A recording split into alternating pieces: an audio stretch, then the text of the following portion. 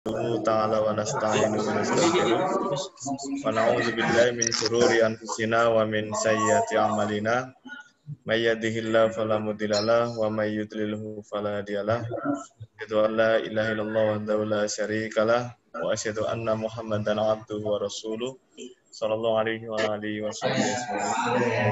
Batu yang terhormat beliau Al-Ustadz Muslim Fikri SE MSI dari Demang Sari Ayah, Ustadz yang sangat fenomenal, dan beliau lebih nyaman ketika dipanggil dengan nama Kang Fikri.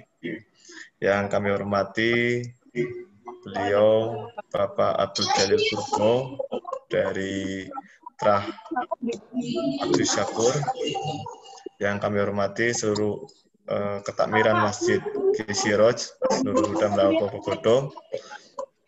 Yang kami hormati seluruh jamaah kajian yang hadir secara online maupun hadir secara offline. Yang alhamdulillah pada malam hari ini kita bisa melanjutkan rutinitas kajian kita, kajian rutin di masjid yang tercinta, masjid yang penuh dengan cakar budaya. Ya. Yang insya Allah pada malam hari ini materi kita adalah dengan tema berperanlah dalam kebaikan bersama Al-Ustadz Muslim Fikri. Dan Bapak Ibu jamaah kajian yang kami hormati, nama beliau Muslim Fikri ini adalah karena bapaknya Mas Fikri ini, Ustadz Fikri ini, dulunya alumni MBI Kebarongan dan merupakan salah satu murid terbaik dari Bapak Muslim Fikri rahimahullah ta'ala. Sehingga nama gurunya diambil untuk nama anaknya. Dan alhamdulillah karena namanya sama, sehingga sepak terjangnya juga sama. Ya, beliau salah satu pemuda di Demang Sari yang bisa mengumpulkan banyak pemuda untuk bisa ikut dalam jaringan yang sudah beliau buat. Salah satu jaringan yang beliau buat adalah jaringan ambulan gratis sampai tingkat nasional. Bapak Ibu jamaah yang kami hormati, langsung saja karena sudah malam, mari kita simak bersama kajian bersama Al-Ustadz Muslim Fikri. Kepada beliau kami persilakan.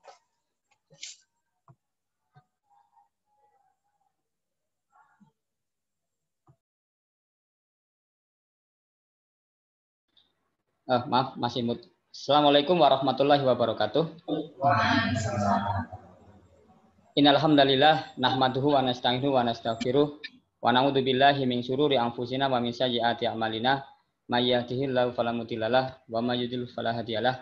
Asyhadu an la ilaha illallah wahdahu la syarikalah wa asyhadu anna Muhammadan abduhu wa rasuluh. Allahumma sholli ala Muhammad wa ala ali Muhammad kama shallaita ala Ibrahim wa ala ali Ibrahim fil alamin innaka Hamidum Majid. Amma ba'du. Yang kami hormati Wahid Kepala MI Muhammadiyah Lokomodo. Ya, semoga senantiasa Allah berikan kemudahan dan keberkahan dalam menjalani amanah di MI Muhammadiyah Lokomodo.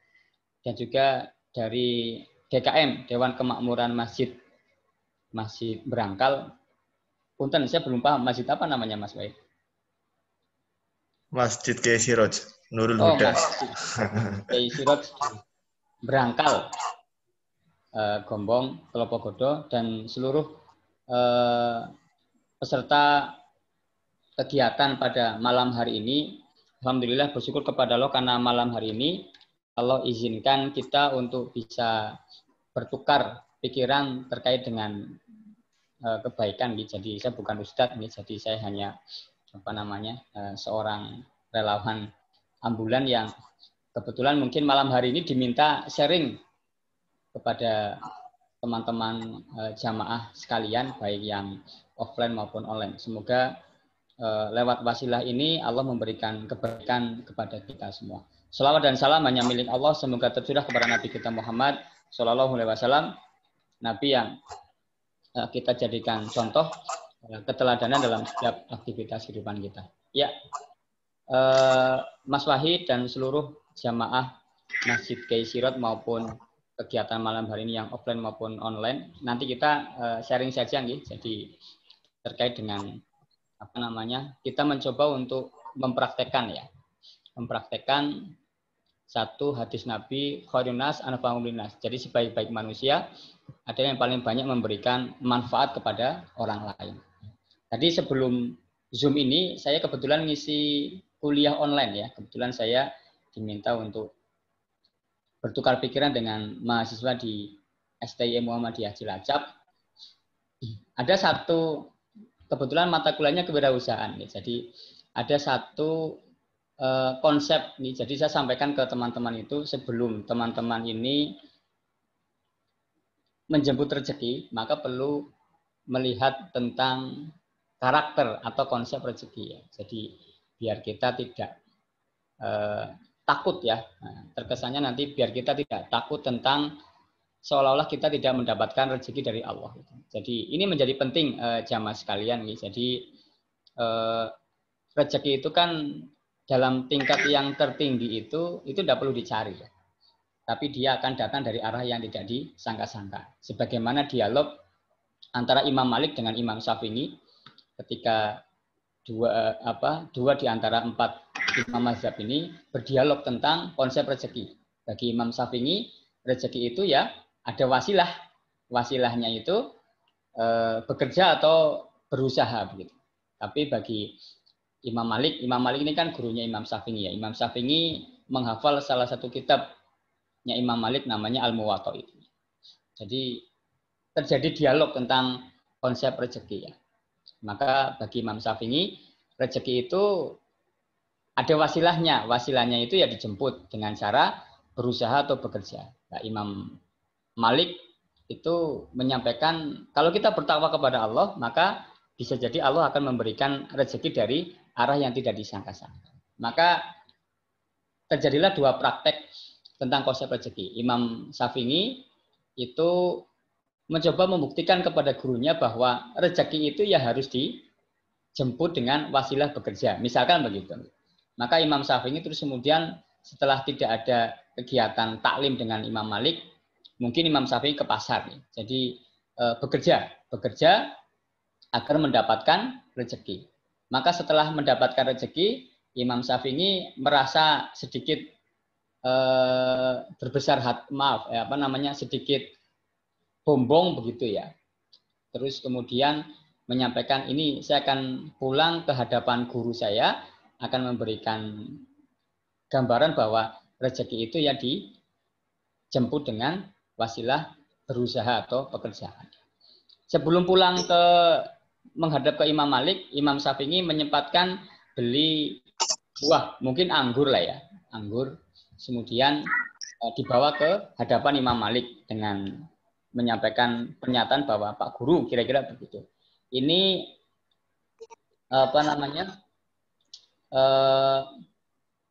saya sudah memberikan bukti bahwa rezeki itu harus dijemput dengan wasilah ya, wasilah kebaikan.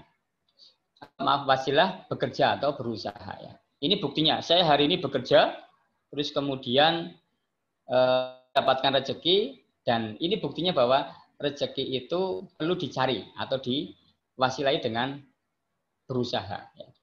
Dia ingin membuktikan bukti bahwa Imam Malik yang seharian mungkin di masjid atau mengajari ngaji, terus tidak mendapatkan rezeki, kira-kira begitu mungkin. Maka terus kemudian Imam Syafi'i mengatakan, ini satu bukti. Karena saya murid panjenengan, kira-kira begitu, maka saya bagi 2. Sebagian untuk saya, sebagian untuk panjenengan Imam Malik, kira-kira begitu. Maka Imam Malik mengatakan, lah inilah yang disebut rezeki dari arah yang tidak disangka-sangka. Hari ini saya tidak bekerja. Ya. Hari ini saya mungkin taklim, ya, berusaha untuk tafakuh fiddin, begitu. Tapi ternyata Allah mengirimkan buah anggur ke hadapan saya tanpa saya harus bekerja. Ini namanya konsep nih, jadi filosofi, rumus ya. Tadi saya sampaikan begitu kepada teman-teman di mahasiswa ya, agar mereka jangan takut ya. Ketakutan kita kepada pasangan kita kepada Allah, seolah-olah Allah memberikan rezeki yang sering, itu kan bisa mengganggu tauhid kita ya. Padahal Allah itu di dalam sebuah surat itu menyampaikan bahwa tidak ada satu makhluk pun di dunia ini yang dikasih jatah rezeki oleh Allah. Semuanya dikasih rezeki, jangankan manusia ya. Jadi hewan pun dikasih jatah rezeki. Nyamuk, maaf, cicak itu hewan yang tidak bisa terbang. Tetapi ternyata Allah itu memberikan makan beberapa nyamuk yang itu bisa terbang. Itu kan tidak masuk akal nih. Hewan yang tidak bisa terbang, malah makanannya hewan yang bisa terbang. Nah, disitulah terus kemudian ada intervensi Allah itu memberikan rezeki kepada setiap makhluknya. Nah, itu pengantar saja. Nih. Jadi Bapak Ibu jamaah sekalian, ini beberapa aktivitas saya nih. Jadi saya punya usaha ya, usaha kedai buku ya. Saya oleh teman-teman ambulan diminta untuk jadi ketua Sibulan Indonesia. Kebetulan besok pagi itu kita mau silaturahmi ambulan jaringan Bali Mas Cakep ya. Jadi daerah Ngapak Banjarnegara, Purbalingga, Cilacap, Banyumas, mungkin Kebumen. Terus nah ini Sibulan juga mohon doanya karena ini lagi berusaha untuk menjadi media kebaikan ya. Karena kita sering mendapati itu orang itu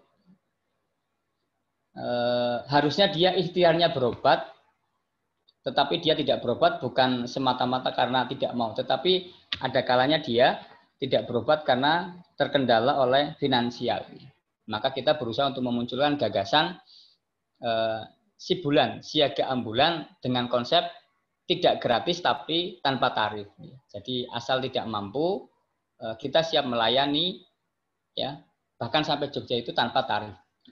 Jadi itu secara gambaran nih. Tapi jamaah sekalian, ya kebaikan ini harus kita lembagakan, ya karena kalau setiap minggu lazismu misalkan, ya harus ke Jogja bawa pasien seminggu 2 kali, maka nanti bisa jadi dana sosial lazismu itu akan habis hanya untuk ngurusi ambulan. Demikian juga ambulan BMT Al-Amin, terus Hidayatullah, Bejiruyung, Lahji Jateng, dan lain-lain itu pun juga akan mengalami hal yang serupa. Maka kita membentuk sebuah komunitas namanya Sibulan, ya, agar nanti terjadi proses kebaikan yang dilakukan secara bersama. Bisa jadi nanti kita ada pasien ya, karena kita pernah ada pasien dari Denpasar ya, terus kemudian mau ke Kebumen, kita estafet beberapa kali Bapak Ibu sekalian ya. Dari Banyuwangi diantar sampai, saya lupa rutenya waktu itu, mungkin Gresik ya, Gresik diantar sampai mana, estafet lagi pindah ambulan, nanti estafet lagi selama kondisi pasien itu memungkinkan untuk diestafet. Sampai rumah kita antar, keluarganya tanya berapa Mas tarifnya Mas, ya kita jawab ya cukup dibayar dengan doa. Kalau jenengan mau memberikan sesuatu itu nanti terhitungnya infak. Nah itu konsep Pak. Jadi gagasan tentang Sibulan Indonesia, dan mohon doanya ini menjadi satu komunitas yang memang berusaha untuk melayani siapapun yang membutuhkan tanpa tarif ya. Saya juga ngelola takmir Masjid Al-Hikmah di Demang Sari Ayah.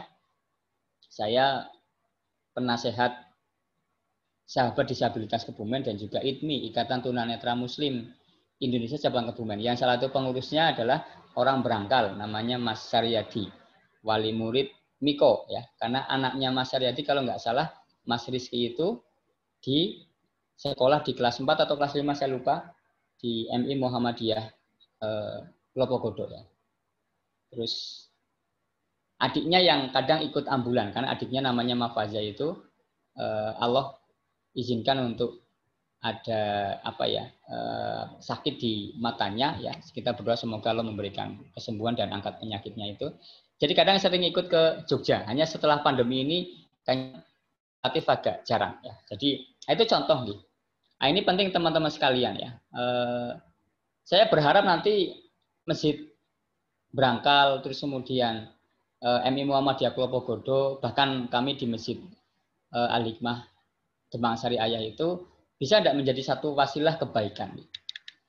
Misalkan contoh kita melihat disabilitas, tunanetra misalkan. Itu kan kalau dari kacamata manusia kan terkesannya apa namanya? Bukan sih mustahil ya, tetapi akan terkesan itu masa depannya tidak jelas ya, atau tidak survive begitu. Nah, tugas kita bagaimana menjadikan orang-orang yang melihat masa depan itu dengan keterbatasan fisik itu seolah-olah tidak jelas, maka kita menjadi media ya, menjadi media membantu orang-orang ini agar dia melihat masa depan itu ya menjadi sesuatu yang survive ya. Nah, itu contoh nih. Jadi banyak PR di sekitar kita Bapak Ibu sekalian gitu. Jadi kebaikan itu nanti banyak melekat kepada kita ya. Umar bin Khattab punya kebaikan, punya keunikan itu ya. Itu sering keliling ya, ronda memastikan bahwa sebelum Umar bin Khattab tidur itu memastikan semua warga ya, warganya ketika beliau menjadi seorang khalifah itu memastikan sudah makan semua ya. Maka sering ronda itu ya, sering keliling-keliling begitu. Jadi saya pernah ketika mau pemilihan kepala desa di desa kami di Demangsari, kemudian pas pengajian di Masjid Al-Hikmah itu calon kades datang, maka saya tantang siapa yang berani dan mau ya nanti yang siapapun yang jadi silakan bertingkah laku seperti Umar ya, memastikan warganya semuanya bisa makan. Nah, kami dari Lazismu dan juga Masjid Al-Hikmah siap menemani ya, menemani ronda kepala desa yang nanti akan terpilih. Meskipun sampai hari ini saya belum melihat hal itu dilakukan ya. Umar itu kan unik Bapak Ibu sekalian jamaah berangkal ini ya, Masjid Kiai Sirot ini. Jadi pernah suatu ketika Umar ini ketika ronda jalan-jalan itu ketemu satu rumah yang di situ di dalamnya terjadi dialog antara anaknya yang perempuan. Ibunya ini seorang penjual susu ya. Terus ibunya memerintahkan kepada anaknya untuk mengambil air agar mencampur susunya dengan air yang banyak biar keuntungannya bisa berlebih begitu. Anaknya protes itu, Simbo ibu begitu ya, Bu, ini kenapa dicampur dengan air banyak begitu? Nanti ini namanya curang ya, mengecewakan konsumen misalkan. Ibunya bilang kan pelanggan nanti yang beli tidak tahu kalau susunya sudah kita campur dengan air yang banyak. Ditawar itu sama ibunya sampai anaknya mengatakan, tetapi Allah itu tahu Bu apa yang kita lakukan. Dan ternyata dialog ini itu didengar oleh Umar. Umar yang sedang keliling rumah itu, terus kemudian mendengar, terus ketok-ketok. Nah, mohon izin untuk masuk. Ya. Ketika masuk Umar datang itu ketakutan itu ibu itu karena yang datang seorang khalifah, jangankan manusia. Itu konon ceritanya setan itu kalau Umar lewat itu kan takut ya, minggir begitu. Jadi ketika Umar masuk, ibu ini ketakutan dikira akan didakwa ya, menjadi tersangka begitu ya. Karena sudah mencampur air dengan susu dengan air ya, terus kemudian sampai Umar dengar. Tapi ternyata Umar itu malah bertanya, apakah anakmu ini sudah punya suami begitu atau calon? Oh ternyata belum begitu. Justru malah Umar menawar kalau belum dan kalau boleh akan aku jodohkan dengan salah satu anak saya, anaknya Umar begitu ya. Ibunya senang banget ya, melakukan kesalahan malah justru diganjar oleh Umar dengan besanan lah, kira-kira begitu. Jadi besan itulah. Nah ini kan menjadi hal yang menarik nih. Atau nanti mau dicoba mungkin ya jamaah berangkal ya. Nanti dialog dengan anaknya jualan apa dicampur, berharap nanti ada ustadz datang misalkan ya. Terus kemudian ustadznya tidak marah malah menawarkan anaknya misalkan ya. Misalkan begitu, ini guyonan saja. Jadi itu contoh nih. Itu akhirnya terus kemudian Umar ini itu menikahkan anak perempuannya dengan anaknya yang namanya Asim ya. Jadi Asim ini terus kemudian dari Asim ini lahir keturunan namanya Umar bin Abdul Aziz. Bin Abdul Aziz inilah yang terus kemudian Allah izinkan dalam tempo tidak sampai 3 tahun kemiskinan itu hampir habis selesai. Maka di zaman Umar bin Abdul Aziz zakat itu dibawa oleh amil ke barat tidak ada yang miskin. Ke timur tidak ada yang miskin ya. Ke selatan tidak ada yang miskin, maka disimpan. Nah, ini satu keistimewaan bahwa kebaikan itu bisa jadi nanti berdampak luas atau panjang. Oke, saya lanjut slide-nya. Nah, saya langsung saja nih. Nah, ini nih. Jadi Bapak Ibu jamaah sekalian, saya mau cerita tentang Muhammad ya. Kalau kita membaca Sirah Nabawiyah, ya. Saya kemarin ngisi di mahasiswa ya. Ada mahasiswa namanya HMI, Himpunan Mahasiswa Islam. Itu saya diminta ngisi hari Kamis malam di pondoknya Pak Kiai Haji Mudofir di Al Furqon, Kota Winangun ya. Terus hari berikutnya hari Jumat saya ngisi di IMM ya, di Purworejo. Nah, saya sampaikan ini kan mahasiswa itu, saya agak khawatir ini Mas Wahid dan teman-teman, banyak mahasiswa itu yang sering mengkonsumsi buku-buku filsafat, buku-buku pengetahuan barat, tetapi tidak berangkat dari menghatamkan Sirah Nabawiyah itu. Jadi ini nanti bisa berbahaya ya. Kalau tidak hati-hati maka itu nanti bisa menjadi generasi yang pola pikirnya itu liberal. Liberal dalam konteks muamalah, kalau dibekali dengan tadi baca Sirah Nabawiyah mungkin bisa berkemajuan, tetapi kalau tidak itu bisa kebablasan. Kemarin saya diskusi itu, ngobrol, itu ada mahasiswa yang mengatakan itu, sempat dalam satu kesempatan, katanya Mas Wahid itu, ketika diajak sholat, loh, sholat itu kan untuk mencegah perbuatan keji dan mungkar. Lah, kalau saya Mas, tidak melakukan perbuatan keji dan mungkar tanpa sholat, lah ngapain saya sholat begitu malah itu. Nah, itu kan efek ya, efek dari orang itu membaca buku-buku barat filsafat tapi tidak berangkat dari membaca Sirah Nabawiyah ya, sejarah Nabi Muhammad. Nah ini saya mau cerita ya tentang sosok Muhammad ya, bagaimana Muhammad itu membangun sebuah peradaban dengan sesuatu yang memang sangat bernilai kebaikan ya. Jadi Muhammad ini jamaah sekalian itu pernah dalam satu momen ya halakoh taklim, saya dapat cerita ini dari Kiai Haji Mudofir itu, ada satu sahabat Nabi yang terlambat masuk taklim ini ya. Nah, terus kemudian ketika terlambat itu sudah halakoh sudah terjadi, ternyata dipanggil sama Rasulullah ya, Fulan sini, kira-kira begitu ya. Beliau datang malah diminta duduk di samping Rasulullah, padahal dia terlambat itu. Terus kemudian tidak selesai di situ, Rasulullah itu melepas jubahnya ya. Terus kemudian dijadikan alas. Jadi sudah terlambat ya, tidak dimarahi, terus kemudian diminta duduk di depan di samping Rasulullah, malah dikasih hadiah spesial duduk di atas jubahnya Rasulullah. Ini kan sebuah kebaikan yang jelas manusia itu tidak akan sampai punya akhlak yang terbaik seperti itu. Ya hanya Muhammad saja. Nah ini contoh nih, jadi begitu agungnya akhlak Muhammad ya. Jadi, bagaimana Muhammad ini mengawali sebuah peradaban ya. Jadi Muhammad itu, saya baca sekilas nanti bisa dikoreksi kalau saya salah itu, diangkat menjadi nabi itu usianya 40 tahun ya.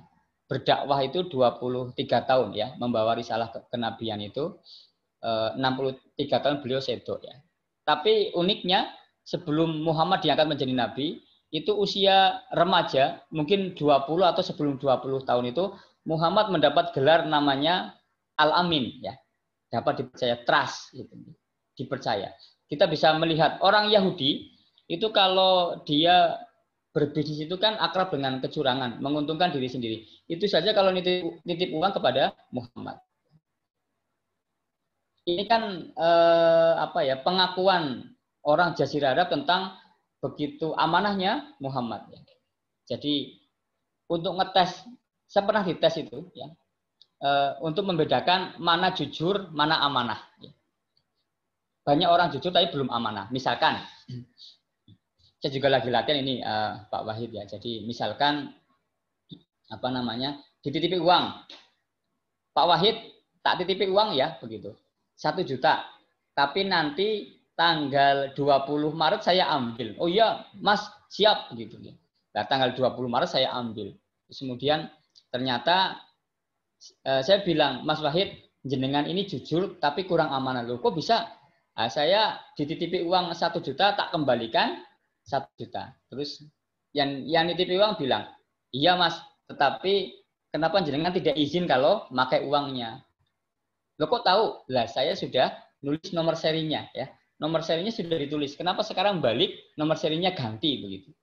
Nah, itu saya pernah dites dengan seperti itu jamaah sekalian. Jadi untuk melihat orang itu jujur sekalian amanah apa enggak gitu nih. Jadi dengan hal-hal seperti itu. Lah, amanah itu penting sekali. Dipercaya ya, trust ya, al-amin ya. Itu penting sekali. Jadi jangankan manusia ya. Benda yang bukan manusia ya, itu kalau kita membaca itu pernah Muhammad ini pernah diajak berdagang ya ke bumi Syam oleh pamannya ya. Di tengah perjalanan itu ketemu dengan pendeta Buhairo. Ya. Ada yang berpendapat Buhairo ini adalah ahli kitab terakhir begitu. Yang mengabarkan bahwa ada ciri-ciri kenabian yang menempel kepada sosok laki-laki bernama Muhammad ini. Ya. Itu bukti kenabian dari Taurat dan Injil begitu. Terus kemudian salah buktinya itu awan itu ya. Itu kalau saat Muhammad berdagang itu ke Syam itu selalu ngikuti. Ya. Jadi seolah-olah menjadi tempat berteduh Muhammad. Maka Buhairo itu pesan kepada pamannya agar kembali ke Mekah, terus kemudian menjaga ya dan merawat laki-laki ini karena ada ciri-ciri kenabian begitu. Nah ini menjadi hal penting berangkat dari trust peradaban. Ya. Jadi maka jamaah sekalian mau beraktivitas apapun nanti, mau bekerja, mau berbisnis, maka trust ya, kepercayaan, amanah itu menjadi bekal yang luar biasa. Trust ini ya. Jadi peradaban dengan trust ini ya, dengan peradaban ini ya, Rasulullah itu bisa merubah kota yang awalnya sangat kumuh namanya Yasrib, maaf bukan kumuh tetapi mungkin jauh dari kesan maju atau perkotaan, tiba-tiba Allah izinkan melalui peristiwa hijrah Nabi, Yasrib berubah menjadi Madinah ya, dengan satu kata namanya din. Berubah ya dari minadzulumati ilan nur, zaman kegelapan menuju zaman cahaya. Nah ini contoh ya. Jadi peradaban begitu dan kita berharap semoga nanti akan muncul sosok-sosok pejuang peradaban ya yang mampu membawa minadzulumati ilan nur ya, dari zaman kegelapan ke zaman cahaya dalam arti menjadi wasilah hijrah, menjadi wasilah kebaikan bagi orang lain. Jangan seperti kisah Sikabayan jamaah sekalian. Ketika Sikabayan itu lagi nyari sesuatu ditanya, Sikabayan lagi nyari apa begitu. Nyari kunci. Kuncinya kenapa? Kuncinya hilang begitu. Oh, kuncinya hilang. Terus hilangnya di mana? Hilangnya di sana begitu. Loh, kok kamu nyarinya di sini? Jawabnya Sikabayan itu, iya, di sana gelap, di sini terang. Nah, itu tidak akan ketemu itu. Hilangnya di sini tapi nyarinya di sana. Katanya kenapa nyari di sana? Karena di sini gelap, di sana terang. Itu tidak ketemu. Nah, mungkin nanti kita berharap ya nanti dari MI Klopokodo itu muncul nanti pejuang-pejuang peradaban. Nah ini ya tadi kisah kita tentang Al-Amin ya, yang terpercaya, amanah, jujur ya. Gelar Rasulullah SAW. Nah ini Bapak Ibu sekalian, kebaikan itu ya, itu menjadi satu media kita bisa berdakwah ya. Jadi salah satu ukuran sasaran dakwah misalkan kita ya, kita berusaha untuk menjadi wasilah kebaikan, jembatan kebaikan bagi orang lain, maka yang pertama ya kita diterima. Nah, ukuran diterima itu adalah baik ya. Kalau Anda baik, Anda akan diterima. A.R. Farudin itu diterima itu ya di komunitas manapun itu. Karena ada satu kebaikan yang sering dilakukan oleh A.R. Farudin. Satu misalkan ya, A.R. Farudin itu Pak A.R. itu kalau dari mana-mana pulang, misalkan ngisi pengajian itu pulang itu selalu bawa oleh-oleh. nanti dicontoh ini Pak Wahid ya, bawa oleh-oleh, terus kemudian pesan sama ibunya, Bu, ini oleh-oleh 1 bungkus dikasih ke tetangga depan rumah. Terus kemudian 1 bungkus itu dikasih ke tetangga sebelah kiri rumah. Ya. Terus 1 bungkus dikasih ke tetangga sebelah kanan rumah. Nanti kalau anaknya tanya, Pak, kok yang belakang tidak dikasih? Belakang tidak usah dikasih, karena belakang itu kuburan misalkan. Jadi tidak usah dikasih apa-apa. Tidak usah dikasih makanan dan lain-lain. Nah, ini contoh satu kebaikan ya. Maka sering dalam kesempatan kalau kita melihat tentang romantika keluarga Rasulullah itu kan akrab sekali dengan kebaikan. Misalkan Aisyah itu sering dinasihati oleh Rasulullah kalau masak sesuatu ya, kalau bisa ya jangan sampai tetangga itu hanya mendapatkan asapnya, tetapi kita kirim makanannya. Nah, ini kan berarti media ya kita untuk apa ya, memancarkan kebaikan ya, terus kemudian kita bisa diterima. Jadi ini mohon doanya Bapak Ibu sekalian, kita nanti lagi mau ikhtiar membangun, nanti saya belajar sama Pak Wahid ini, kita mau membangun mezanin ya, semacam pendopo dakwah di Ayah. Jadi karena kita terinspirasi dari teras dakwah, itu di teras dakwah itu ada ada tempat pembinaan itu 3 lantai Mas Wahid. Nanti kapan-kapan saya kirim gambarnya itu ya. Jadi di situ untuk hapus tato, ya. Terus kemudian untuk apa namanya, untuk taklim ya. Terus kemudian untuk pembinaan generasi muda dan lain-lain gitu loh. Jadi namanya mezanin. Jadi kayak besi tapi nanti kayak pendopo sekitar ukuran 10 kali 6 atau 10 kali 5. Jadi kita nanti akan buat satu miniatur konten dakwah di Kecamatan Ayah nanti, mohon doa. Nah ini contoh ya bahwa setiap kebaikan itu kalau bisa kita jadi pelakunya. Nah, kalau tidak bisa maka kita menjadi wasilah kebaikan. Kita menunjukkan kebaikan. Jadi apapun profesi kita ya. Nah, jamaah sekalian dirahmati Allah itu, jadi manusia itu dikatakan berkualitas. Syukur-syukur ini ukuran kualitasnya itu dari Allah Subhanahu wa taala ya. Sebagaimana salah satu generasi tabi'in terbaik namanya Uwais Al-Qarni. Itu kan begitu ya, mendapat kenal oleh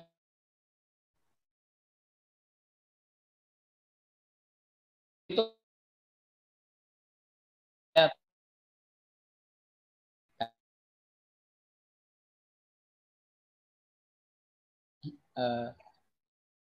anak itu kalau bisa dengan dididik kompeten, dididik karena kalau akhlaknya itu sudah maka kompeten itu keadaan itu mesti muncul otomatis itu.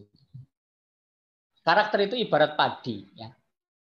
Ibarat padi. Karakter bahasa umum ya. Jadi mau saya menggunakan kata akhlak ya. Akhlak itu ibarat ya. Kalau berprofesi tani atau tani, maka mesti. Tetapi kalau kita nanam ilalang atau rumput, mustahil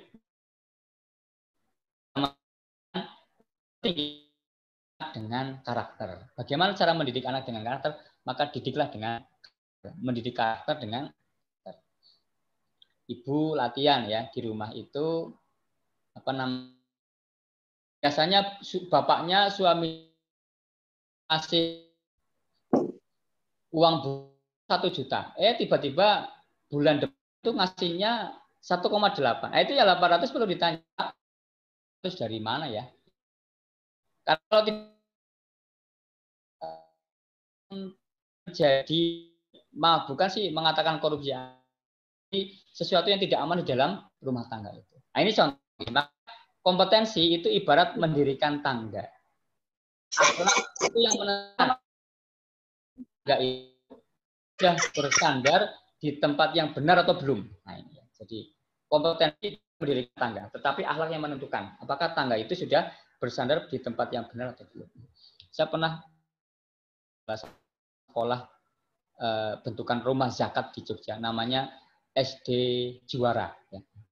Itu akhirnya seperti Nun Sewu di Darut Tauhid. Ya. Baru datang itu anak-anak itu sudah menawarkan diri menolong, jadi bantu gitu ya. Jadi saya mau ketemu dengan kepala sekolah diantarkan itu. Ya, ketika naik tangga itu berhenti dulu, mempersilahkan tamunya untuk lewat. Itu SD Juara itu sekolahnya di sebelah stadion. Jadi bagaimana tidak berkah Mas Wahid itu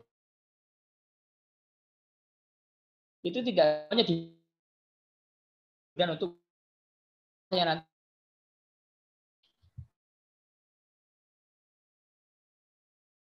Bu Budi hadiah sekarang masih mana atau enggak beliau itu. Nah ini contoh nih. Jadi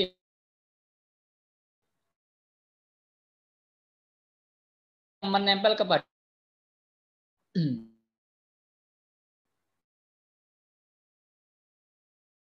anaknya karena Mas Mbak jadi pengusaha.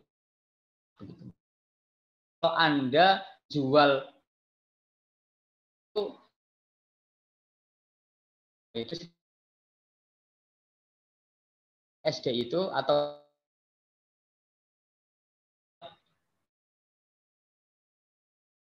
ini atau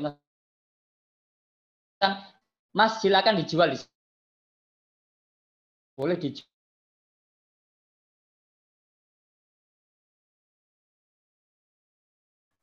Pak Hasim Adul ini mandiri, betul tidak semua. Artinya itu misalkan itu memilih untuk fasilitas. Ketika ada orang datang,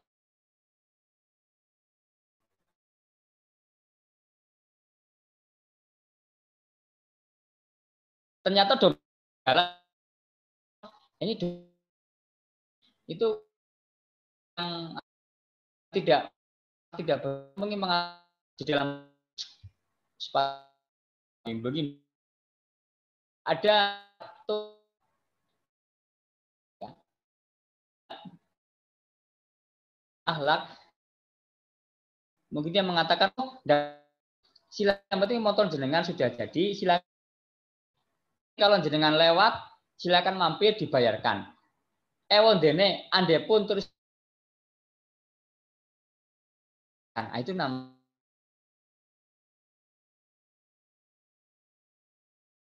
ada dengan hal-hal yang seperti itu.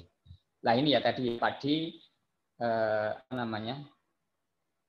Ini azan gimana Pak Wahid? 7:30? Sampai selesai materi.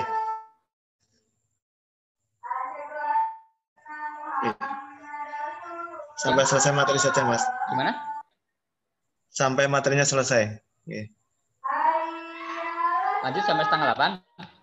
Oh, ya nanti coba 7 menit lagi ya, nanti terus kemudian tanya jawab kalau ada ya. Nah, ini ya, jadi tadi padi dan rumput. Ini mohon maaf, mohon izin ya. Ini untuk ilustrasi sederhana. Kartini dulu mungkin berkarakter ya, habitat terbitah terang. Tapi sekarang itu karena terdidik dengan budaya yang tidak baik, maka dibalik malah itu berangkatnya gelap, pulangnya terang. Jadi, nah ini ya, saya lanjut saja. Nah ini contoh ya. Apa namanya? Saya pernah ketemu dengan seorang teman saya ini terkenal sekali di Kebumen Pak Wahid, namanya Rasing gitu ya. Dia itu vokalis Flayaway ya. Dulu Muslim tapi terus kemudian beliau sekarang berganti agama itu. Saya belum begitu paham alasannya. Nah ini kan bagaimana terus kemudian apa ya, kebaikan itu harus melekat ya. Jadi menjadi wasilah kebaikan. Kebetulan saya pernah meminta beliau itu untuk kegiatan dana ya. Karena waktu itu gempa di Palu atau di Lombok saya agak lupa ya, penggalangan dana ya. Terus kemudian saya menggunakan jasa beliau, Mas. Namanya banyak gitu. Terus namanya, ini yang keren ya. Ini teman saya itu di Jakarta ya, dari dompet duafa itu mengurangi aktivitas hariannya untuk sering ke Pulau Gadung ya, membina anak-anak pang ya. Anak-anak pang ini sekarang punya komunitas namanya Pang Muslim, Mas Wahid. Saya pernah ke markasnya itu di Kasih Hijrah. Nah, itu inspirasi saya hapus tato kan di sana, Mas. Jadi Pang Muslim itu markasnya di sana itu Garasi Hijrah. Kegiatannya salah satunya adalah hapus tato. Jadi anak-anak pang itu ya sudah hijrah itu mondok, yang belum itu ya masih berkeliaran nanti ngamen atau mana. Tapi uniknya ngamen itu dikumpulkan untuk membeli ambulan, Mas. Jadi Pang Muslim di Jakarta punya ambulan dan ambulannya gratis itu.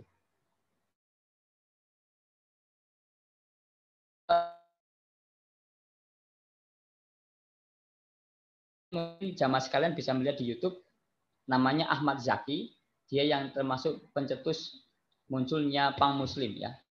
Bukan terus kemudian kita mengstempel bahwa Pang itu menjadi media dakwah ya. Artinya kita kembalikan perlahan mereka ya. Yang karena rata-rata anak Pang itu biasanya berasal dari broken home itu ya, tidak mendapatkan pendidikan fitrah di rumahnya, tidak mendapatkan support yang positif dari orang tuanya ya. Maka biasanya mereka seperti itu ya. Pelampiasannya dengan kebebasan. Nah, ini contoh nih Pang Muslim ya. Jadi ini yang jadi inspirasi kami ya. Karena kami di Ayah itu punya alat hapus tato. Alhamdulillah beberapa sudah kita hapus ya tatonya, dan karena kita punya kewajiban yang hapus tato itu gratis, tetapi harus menghafal surat Ar-Rahman, Pak Wahid. Kalau dia belum menghafal surat Ar-Rahman, belum bisa ngaji, maka dia sebelum dihapus tatonya dia ngaji dulu. Kalau yang Quran ya Quran, kalau belum ya Iqra itu. Baru kalau dia sudah ngaji, baru dihapus tatonya. Jadi ini nanti alhamdulillah kita dapat 1 unit donasi mobil ya. Nanti akan kita gunakan untuk hapus tato keliling. Nah, nanti kita akan seperti mobil hijrah itu keliling untuk nanti mungkin akan buka layanan hapus tato ya. Mohon doanya karena ini hapus tato itu perawatannya juga ekstra begitu. Jadi kita sering menolak, kenapa? Karena kapasitas alat hapus tato kami itu termasuk yang paling murah, jadi tidak bisa overload begitu. Nanti kalau overload itu bisa alatnya jebol, jadi nanti kita malah servisnya mahal itu. Jadi ya sudahlah, itu karena mahal. Bismillah kita niati untuk menjadi wasilah dakwah. Alhamdulillah beberapa preman di pasar itu ya itu sudah menjadi konsumen hapus tato, dan tetap hidayah di apa ya, haknya Allah itu mungkin semoga melalui wasilah hapus tato ini terus sudah mulai banyak yang beraktivitas di masjid. Minimal kita diterima lah oleh mereka. Nah ini ya, jadi bagaimana kita menjadi agen kebaikan, satu itu filosofi terbaik ya. Jadi contohlah pion catur ya, walaupun kecil tapi dia tidak pernah berjalan mundur. Maka ketika jamaah sekalian punya satu gagasan kebaikan, maka munculkan ya seperti catur, meskipun dia pion tapi dia tidak pernah berjalan mundur ya. Maka yang kedua adalah memberi yang terbaik. Balaslah setiap kebaikan dengan kebaikan yang berlipat, atau setiap kejahatan dengan sebuah kebaikan ya. Sebagaimana Rasulullah itu ketika ke masjid diludahi itu, tapi itu kemudian Rasulullah malah kangen ketika suatu ketika tidak diludahi, ternyata yang meludahi malah sedang sakit. Nah ini berarti kita memberikan yang terbaik. Nah nanti kita punya nilai tambah ya. Nilai tambah kita apa? Kalau MI Muhammadiyah Klopogodo, Masjid Berangkal ya, itu peduli, care, maka itu menjadi satu nilai tambah. Jadi sekolah berbasis filantropi, Mas Wahid. Sekolah berbasis sosial kemanusiaan. Nanti ada orang butuh kursi roda ke Klopogodo misalkan. Orang butuh ambulan ke Klopogodo. Orang mau hitan tidak punya uang ke Klopogodo. Nanti dicarikan solusi oleh guru-guru di Klopogodo. Itu namanya nilai tambah ya. Jadi care, peduli ya. Maka bisa jadi akan izinkan banyak kemudahan. Kenapa? Karena kita sudah memberikan banyak fasilitas. Kemudian yang berikutnya adalah menunjukkan rasa empati ya. Empati itu memang tidak menyalahkan. Contoh misalkan ya ketika apa namanya itu ya. Kisah Nuaiman ini kan apa ya? Itu sahabat Nabi yang bahasanya itu menyebalkan ya, sering membuat jengkel orang, tetapi Rasulullah itu tidak pernah memarahi ya, tidak pernah menyalahkan karena masih ada melihat peluang potensi kebaikan ya. Ini Nuaiman ya, kisahnya itu kan yang diceritakan oleh hampir setahun ketika ada sahabat datang itu kan ketika Nuaiman ceritanya menjual budak ya. Ketika Nuaiman itu diajak apa namanya Bumi Syam oleh Abu Bakar itu untuk berdagang. Ya, ketika berdagang itu terus Nuaiman ini diajak oleh Abu Bakar. Ya. Ketika ditanya kenapa ngajak Nuaiman Abu Bakar, kata Abu Bakar kepada Rasulullah untuk lucu-lucuan begitu. Ketika berdagang ke Bumi Syam, sampai di sana ada seorang sahabat yang tugasnya itu jaga makanan. Abu Bakar pesan, pokoknya sebelum saya perintahkan untuk membagi makanan dilarang untuk dibagi. Nah, ketika semuanya berdagang, Nuaiman itu tugasnya bebas, terserah kamulah kata Abu Bakar kira-kira begitu. Maka suatu waktu Nuaiman itu sudah lapar ya. Ketika lapar datang ke yang menjaga makanan minta, Mas bagi makanan dong begitu kira-kira. Enggak, saya tidak bagi sebelum Abu Bakar memerintahkan. Ditawar sama Nuaiman, pokoknya harus dibagi. Kalau enggak, berarti kamu apa harus kamu apa ya membuat perhitungan dengan saya. Kalau kamu tidak mau bagi, maka kamu akan kena perhitungan dengan saya. Kira-kira begitu. Akhirnya Nuaiman itu karena tidak dikasih makan, Nuaiman itu pergi ke pasar budak, melihat berapa harga budak. Oh mungkin anggapannya mungkin ini 1 juta, ini 700, 500, ada 400. Terus tiba-tiba Nuaiman mengatakan di pasar budak, Pak, saya punya budak, harganya murah, paling hanya 200.000, kira-kira begitu ya. Paling murah itu, oh murah sekali, mana? Itu yang lagi jaga makanan begitu ya. Tapi budak saya ini punya kekurangannya kalau nanti ditangkap dia akan bilang saya bukan budak. Akhirnya budak itu dibeli. Maaf, sahabat Nabi yang dibawa oleh Abu Bakar itu dibeli karena dikira budak betulan ditawarkan oleh Nuaiman. Akhirnya ketika dibeli itu kemudian orang itu yang jaga makanan ditangkap, terus kemudian apa namanya orang itu teriak saya bukan budak. Nah orang yang beli mengatakan saya sudah tahu kekuranganmu. Nah dengan uang itu ya Nuaiman itu bisa bebas ngambil makanan, terus kemudian dengan uang itu juga Nuaiman bisa membeli oleh-oleh termasuk oleh-oleh diberikan kepada Rasulullah. Nah ketika Abu Bakar datang ditanya, oh ini mana ini yang jaga makanan? Nuaiman hanya bilang, orang yang menjaga makanan sudah aku jual, wahai Abu Bakar begitu ya. Akhirnya terus kemudian Abu Bakar ya harus mengeluarkan dompetnya, uangnya untuk menebus atau membeli kembali orang yang baru saja dijual oleh Nuaiman. Orang yang sebengal itu ya menyebalkan itu, tapi itu kemudian Rasulullah tidak pernah marah. Maka saya tutup dengan satu cerita. Suatu ketika ada orang ahli maksiat datang kepada Rasulullah ya, mengatakan kira-kira wahai Rasul saya ini ahli maksiat. Ya. Apakah saya masih bisa masuk surga? Rasul menjawab bisa begitu. Apakah saya masih boleh maksiat? Boleh. Anggap saja dia maksiatnya mencuri ya. Saya masih boleh mencuri? Boleh begitu. Tapi Rasul mengunci. Tapi syaratnya adalah kalau kamu ketemu orang, kamu tidak boleh berbohong. Tapi masih boleh mencuri. Bisa begitu ya. Syaratnya itu kalau ketemu orang jangan berbohong. Maka setiap hari orang ini mau mencuri. Nah, ketika mau mencuri, terus kemudian selalu Allah pertemukan dengan ditanya, Mas mau kemana? Tidak kemana-mana. Begitu. Akhirnya dia balik, tidak jadi nyuri. Hari berikutnya sama, dia mau mencuri, ketemu orang lagi ditanya, Mas mau kemana-mana. Akhirnya dia balik lagi. Berkali-kali dia mau mencuri dengan orang dan dia sudah janji untuk tidak berbohong. Maka suatu waktu dia datang kepada Rasulullah menyampaikan bahwa wahai Rasul, mulai hari ini saya tidak mau mencuri. Kenapa? Karena setiap saya mau mencuri selalu ketemu dengan orang. Padahal saya sudah komitmen untuk tidak berbohong alias jujur. Maka dia berhenti mencuri tidak karena larangan, tetapi karena inisiatif sendiri. Apa namanya? Rasulullah itu mengunci pintu-pintu kemaksiatan. Nah itu mungkin sedikit kisah. Oh sudah habis. Ya saya kira itu Pak Wahid teruslah melangkah karena diam tak akan pernah bisa merubah. Saya kira itu mungkin mohon maaf jika ada kekurangan karena setiap kebenaran kelebihan itu pasti datangnya dari Allah. Jika ada kekurangan itu mutlak dari diri saya pribadi. Monggo saya serahkan nih. Jadi kalau ditutup, monggo. Ini pas Isya juga. Kalau mau ada pertanyaan, monggo. Saya serahkan kepada Mas Wahid. Terima kasih. Assalamualaikum warahmatullahi wabarakatuh. Waalaikumsalam warahmatullahi wabarakatuh. Jazakallahu khairan atas materinya Ustadz Fikri.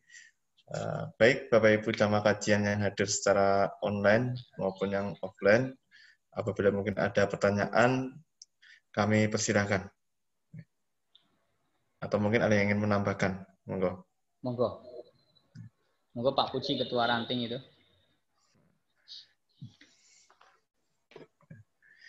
Saya rasa cukup jelas Mas Fikri, cukup jelas kajiannya, cuman kita mau melangkahnya itu sangat berat, karena untuk membangun amanah itu ya, al-amin itu memang kita butuh sekali bergerak yang cukup kuat ya. Di era-era sekarang, di era yang godaan-godaan kanan kiri itu sangat menggiurkan seperti itu. Mudah-mudahan kita yang di Merangkal, di Masjid Nurul Huda, Masjid Kiai Sirot, bisa menjalankan apa yang sudah dikaji, yang nantinya itu mudah-mudahan kita bisa ada mungkin meniru gerakan dari panjenengan, ada ambulan atau mungkin ada sebuah pelayanan untuk orang-orang yang membutuhkan. Seperti itu Mas Fikri, terima kasih untuk ilmunya. Baik. Ya, Bapak Ibu kajian yang kami hormati, karena sudah masuk waktu Isya, kita tutup saja kajian kita malam hari ini dengan doa penutup majelis. Subhanakallahumma wa bihamdika, asyhadu an la ilaha illa anta, astaghfiruka wa atubu ilaik. Wabillahi taufiq wal hidayah. Assalamualaikum warahmatullahi wabarakatuh. Waalaikumsalam warahmatullahi wabarakatuh.